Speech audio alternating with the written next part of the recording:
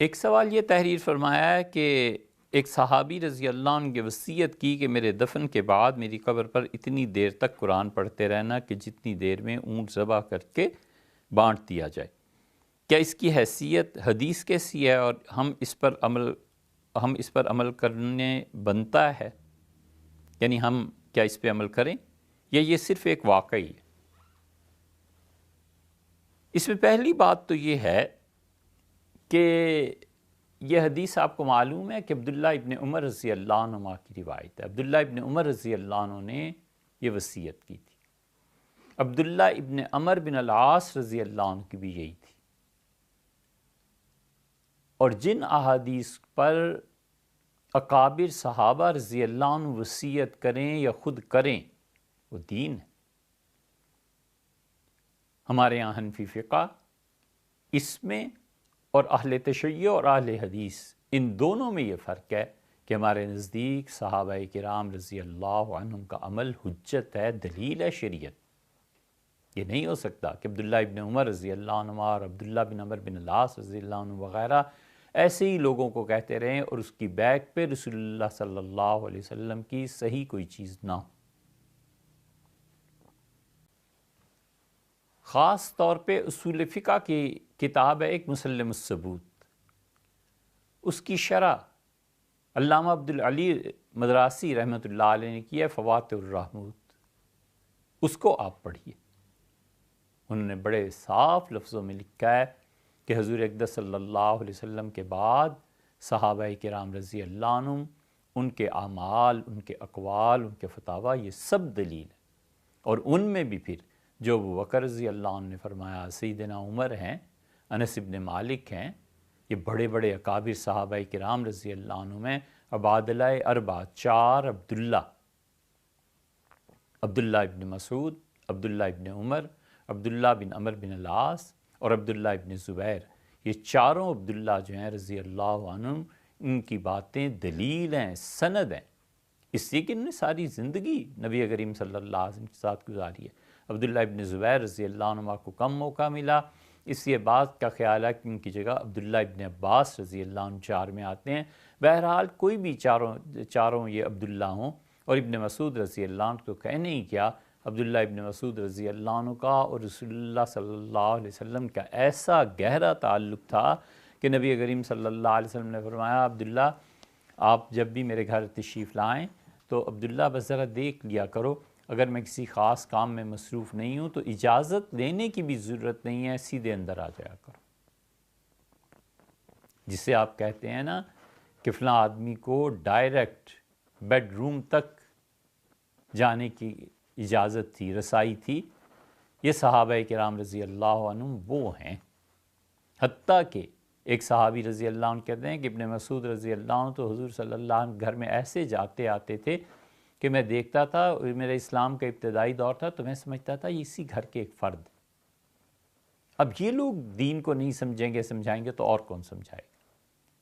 اس لیے یہ صحابی رضی اللہ عنہ جو کہا نا کہ میرے بعد اس طرح کرنا ہے، اور پھر صحابہ کرام رضی اللہ عنہم نے کیا ہے، یہ بالکل صحیح چیز ہے۔ حنفی فقہا نے اسی کے مطابق فتویٰ دیا ہے، اور فتاوی عالمگیری میں لکھا ہے کہ میت کی تدفین کے بعد اور اس کے سر اور پائنتی اور سرہانہ، سر اور پاؤں کی طرف سورہ بقرہ کا پہلا اور آخری رکوع پڑھنے کے بعد بیٹھ جانا چاہیے، اور اتنی دیر بیٹھے رہنا چاہیے جتنی دیر میں ایک اونٹ ذبح ہو کے اس کا گوشت تقسیم ہو، مطلب یہ کہ گھنٹہ ڈیڑھ گھنٹہ، اتنی دیر بیٹھ کے اللہ کا ذکر اور تلاوت کرنی چاہیے۔ اس کے پیچھے بھی ایک اور مسئلہ ہے، اور مسئلہ یہ ہے کہ کیا وہ جو بیٹھ کر قرآن کریم پڑھیں گے اس کا ثواب انہیں پہنچے گا یا نہیں۔ اصل اس کی جڑ یہاں سے شروع ہوتی ہے۔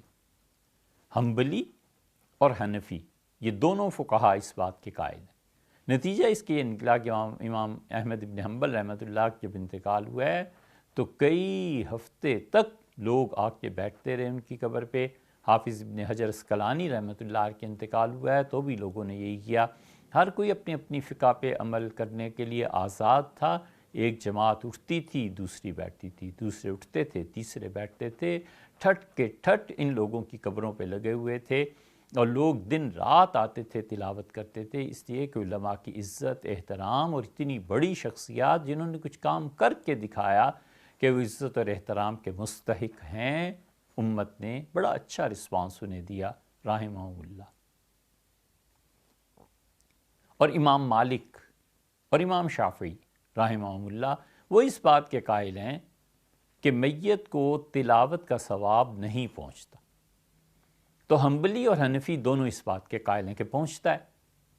اسی لیے فتاوی عالمگیری میں لکھا ہے کہ مستحب یہ ہے کہ اتنی دیر قبر پہ بیٹھ کے اللہ کا ذکر کیا جائے، تلاوت کی جائے، اور امام محمد رحمۃ اللہ نے فتویٰ دیا تھا، ہمارے سارے مشائخ اساتذہ نے اسی فتوے پہ عمل کیا، اور امت اس عمل پر قائم رہے، بہت بڑی بات ہے۔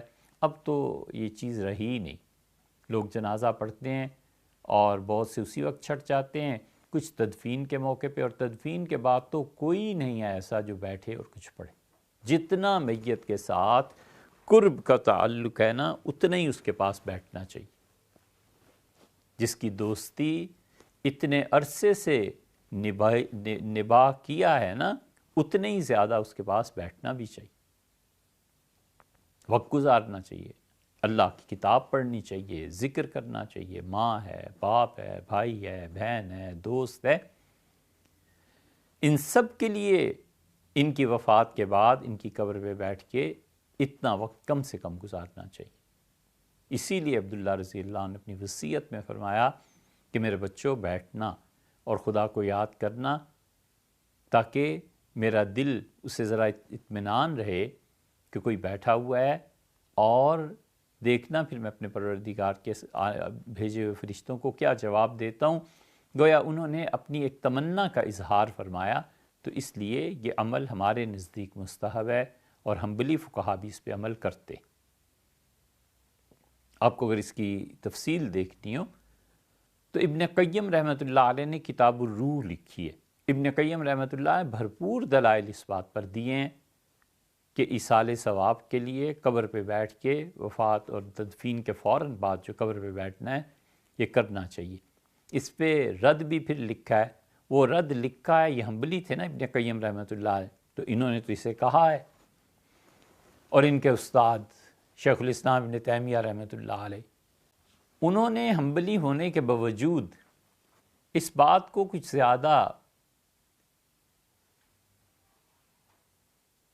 اہمیت نہیں دی، لیکن ابن قیم رحمۃ اللہ نے اہمیت دی ہے۔ تو حنبلیوں اور حنفیوں کا مسلک ایک ہی ہے۔ پھر اس پہ شافعیوں میں سے تفسیر المنار کے جو مصنف ہیں، انہوں نے بہت تفصیل سے ابن قیم رحمۃ اللہ کے خلاف دلائل لکھے ہیں۔ یہ علمی مباحث ہیں، ان میں پڑھنے کا علماء کو بڑا فائدہ ہو جاتا ہے، لیکن عام عوام کے لیے نہیں ہے۔ ہمیں چاہیے کہ حنفی فقہ کے مطابق اس بات پر عمل کریں، وہ صحابی رضی اللہ عنہ کی جو وصیت تھی اس کے مطابق تدفین کے بعد 1.5 گھنٹہ 2 گھنٹے جتنا بھی تعلق ہو، آدمی بیٹھے، تلاوت کرے، ذکر کرے، درود شریف پڑھے، استغفار کرے، اپنے لیے بھی اور اس میت کے لیے بھی۔ یہ چیز ہمارے نزدیک مستحب ہے، بہتر ہے۔